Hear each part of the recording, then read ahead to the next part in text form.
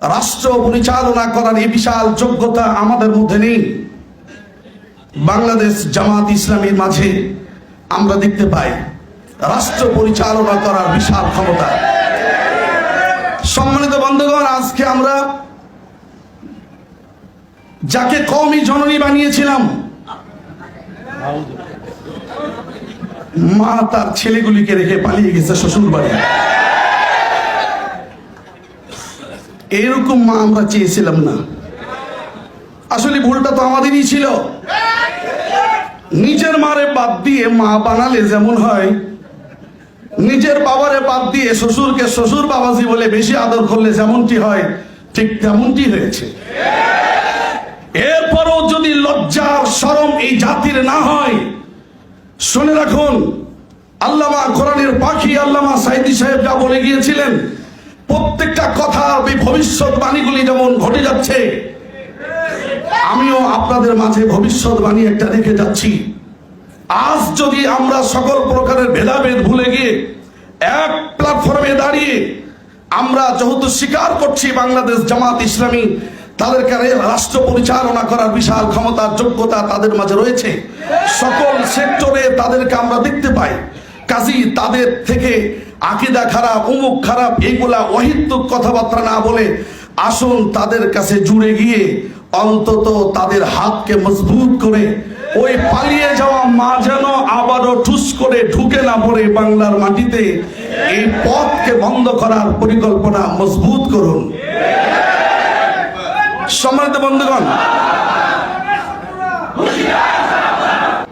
রাসূল করিম সাল্লাল্লাহু আলাইহি ওয়াসাল্লামকে আমাদের প্রিয় নেতা পেয়েছি, এর চাইতে বড় নিয়ামত আর কি হতে পারে? তিরমিজি শরীফের একটি হাদিস আমি আপনাদেরকে শোনাই। হযরত রাসূল করিম সাল্লাল্লাহু আলাইহি ওয়াসাল্লাম তিনি সাহাবায়ে কেরামের কাছে পৌঁছলেন। সাহাবায়ে কেরাম সকলে মিলে একত্রে আলোচনার মাঝে একজন বলে বসলো যে আমরা ইব্রাহিমকে দেখতে পাই, তিনি খলিলুল্লাহ। তার একজন বলল তা কত ঠিকই বলেছেন, মুসা কালিমুল্লাহ। তার একজন বলল আমরা তো দেখতে পাই ঈসা আবার রুহুল্লাহ কালিমাতুল্লাহ। আরেকজন বললেন আদম শফিউল্লাহ। এক একজন এক এক নবীর সুন্দর প্রশংসার বাণীগুলি ছুড়ে দিলেন। বিশ্ব নবী মুহাম্মদ আরবি ধমক দিলেন না, বৈষম্যহীন ভাবে, বৈষম্য দুর্বৃত্তকরণে বিশ্ব নবীর যে কি সুন্দর আচরণ ছিল, তিনি সেখানে গিয়ে আলোচনায় অংশগ্রহণ করলেন। সমস্ত কিছু শোনার পর বলেন সাহাবীরা তোমরা তো সকলেই বলেছো, আমি একটু কিছু বলি, তোমরা শোনো। আমি হইলাম আনা হাবিবুল্লাহ লা ফখরা আলাইহি, আমি হইলাম আল্লাহ পাকের বন্ধু হাবিব, লা ফখরা আলাইহি, এটা নিয়ে আমি ফখর করি না। মুহতারাম বন্ধুগণ, খলিলুল্লাহ, কালিমুল্লাহ, ঈসা রুহুল্লাহ, শফিউল্লাহ, সমস্ত কিছু হাবিবুল্লাহর মধ্যে ঢুকে আছে। সুবহানাল্লাহ। আল্লাহর হাবিব বিশ্বনবী মুহাম্মদ সাল্লাল্লাহু আলাইহি ওয়াসাল্লাম বলছেন, আমি কি তোমাদেরকে আরো বলবো না? আমি হইলাম আনা হামিলু লিওয়াইল হামদ ইয়াউমিল কিয়ামা লা ফখরা আলাইহি, ময়দানে মাহশারে হামদ সানার ঝান্ডাকে আমি একমাত্র উড্ডয়ন করব। আর এই প্রশংসার কালিমার পতাকার নিচে আল্লাহ সুবহানাহু ওয়া তাআলা আদম থেকে ঈসা পর্যন্ত সমস্ত নবীকে হুকুম দিবেন তোমরা আশ্রয় নাও, তারা সেখানে আশ্রয় নেবে আমার পতাকা ছায়াতলে।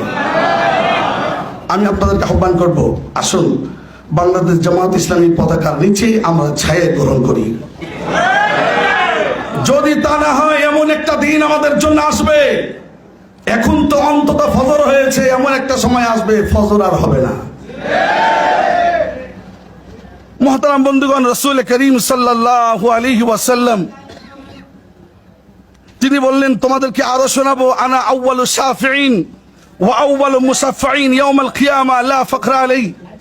হুজুর সাল্লাল্লাহু আলাইহি ওয়াসাল্লাম বলেন ময়দানে মাহশারে আমি কেবলমাত্র সবার অগ্রভাগে সুপারিশ করার সুযোগ পাবো, আর আমার সুপারিশ গ্রহণ করা হবে লা ফখরা আলাইহি, এই জন্য আমি অহংকার করি না।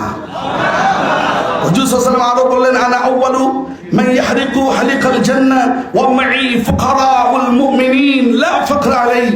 আল্লাহ পাক আমাকে এমন সুযোগ দিবেন, জান্নাতের কড়ায় আমি সর্বপ্রথম দরজায় ধাক্কা দেব, দরজা খুলে দেওয়া হবে, আমাকে ভিতরে গ্রহণ করা হবে, আর আমার সাথী হিসাবে আমার উম্মতের মুমিনিন যারা এরা আমার সাথী হবে। সুবহানাল্লাহ।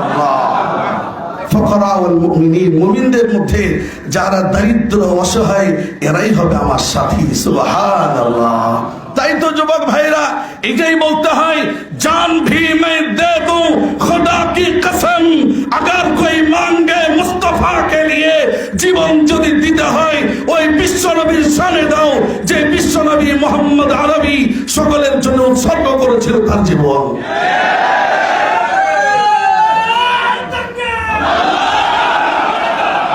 পরিশেষে হুজুর সাল্লাল্লাহু আলাইহি ওয়াসাল্লাম বললেন, আনা আকরামুল আউয়ালিন ওয়াল আখিরিন আলা আল্লাহ লা ফাকর আলাইহি। সাহাবীরা তোমরা কি জানো, পৃথিবীর শুরু লগ্ন আর শেষ পর্যন্ত যত মানুষ এসে গেছে, যত মানুষ আসবে, সকলের মাঝে মহান আল্লাহ সুবহানাহু ওয়া তাআলার কাছে সবচেয়ে মর্যাদার মানুষ, সবচেয়ে দামি মানুষ হলাম আমি বিশ্ব নবী মুহাম্মদ আরবি লা ফাকর আলাইহি। এতে আমি নবী অহংকার করি না। এখন প্রশ্ন হয়, হুজুর এতগুলো কথা বললেন আবার অহংকারও করে না, হুজুর নিজেই বলছে ওয়াম্মা বিনি'মাতি রাব্বিকা ফাহাদ্দিস। সূরা দুহার 11তম আয়াতে মহান আল্লাহ তাআলা বলছেন, নবী গো, আমার দেওয়া নিয়ামতগুলি আপনি জাতির সামনে বয়ান করুন। আমি নিয়ামত তোমাদেরকে দিয়েছি, তোমাকে দিয়েছি, এগুলো প্রকাশ করুন। ভাইরা, এখন তার নবী নেই। 15-16টি বছরের অমাবস্যার রাতের কষ্টে যাদের মনে রয়েছে, বাড়ির ভিতরে স্বামী স্ত্রী ঘুমিয়ে আছে, কোন সময় কোন বাহিনী এসে নিয়ে চলে যাচ্ছে, আয়না ঘরের নামে যে বাইনা আমাদের সাথে দেওয়া হয়েছে, এই সমাজ আর দেখতে চায় না, এইরকম রাত আর দেখতে চায় না। যদি আমরা হুঁশিয়ার না হয়ে যাই, সামনে এমন একটা সময় আসবে আয়না ঘর আর খুঁজে পাবো না, ঘর থাকবে দরজা থাকবে না। সুতরাং আসুন বাংলাদেশ জামাত ইসলামী এই পতাকা তলে আশ্রয় গ্রহণ করে আমরা কাঁধে কাঁধ মিলিয়ে আমি আপনাদের কাছে আকুল আবেদন করবো, বাংলাদেশ জামাত ইসলামীর ঊর্ধ্বতন কর্মকর্তাদের কাছে, আমাদের কওমি অঙ্গন সহ ইসলামী দল যতগুলি আছে, চরমনায় পীর সাহেবের দল, খেলাফত মজলিস ইত্যাদি, মোটামুটি 4-5টা দল যদি আপনারা একত্রিত হন, ওরা যদি 14 দল একসাথে হইতে পারে, আমরা কেন পারি না? যদি 4-5টা একসাথে হওয়া যায়, আমাদের ক্ষমতা ঠেকায় কে? কথা ঠিক কিনা বলেন?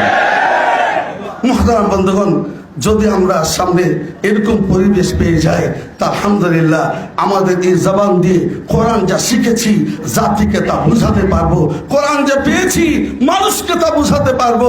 আর এই দিনটা আমরা দেখতে চাই, পারবো তো ইনশাআল্লাহ ভাইরা?